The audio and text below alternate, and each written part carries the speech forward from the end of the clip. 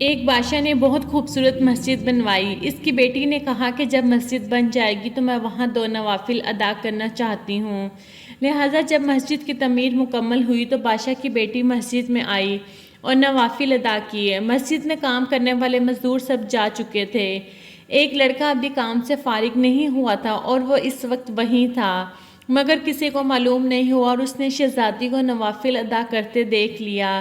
اس لڑکے کو وہ منظر بہت خوبصورت لگا۔ سب کے جانے کے بعد وہ گھر گیا، لیکن اس کی آنکھوں سے وہ منظر اوجھل نہیں ہو رہا تھا۔ اس نے اپنی والدہ کو بتایا اور کہا کہ میں شہزادی سے شادی کرنا چاہتا ہوں، آپ بادشاہ کے پاس رشتے کے لیے جائیں۔ اس کی والدہ نے اس کو سمجھایا کہ ہم کہاں اور وہ کہاں، لیکن اس لڑکے سے کچھ ہوتا نہیں تھا، نہ کوئی کام کرتا، نہ کچھ کھاتا نہ پیتا۔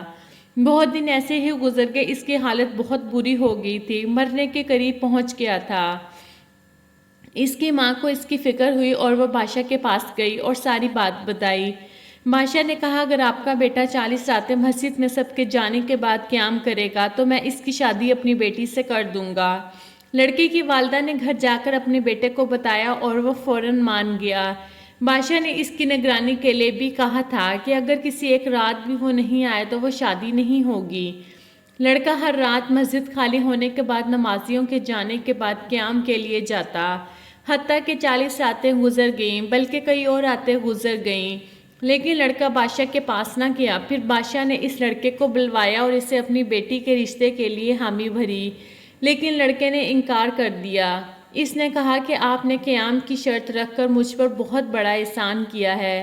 جو سکون مجھے سجدوں میں ملا ہے وہ اور کسی شے میں نہیں، اور مجھے سمجھ آیا کہ مجھے محبت آپ کی بیٹی سے نہیں بلکہ اپنے رب کے حضور حاضر ہونے سے اور اس منظر سے ہوئی تھی اب جو مجھے مل گیا ہے۔ اس کا موازنہ دنیا کی کسی شے سے نہیں کیا جا سکتا۔ یہ کہہ کر وہ لڑکا چلا گیا۔ دوستو، ویڈیو اچھی لگی ہو تو پلیز میرے چینل کو سبسکرائب کر کے ویڈیو کو لائک کر دیں۔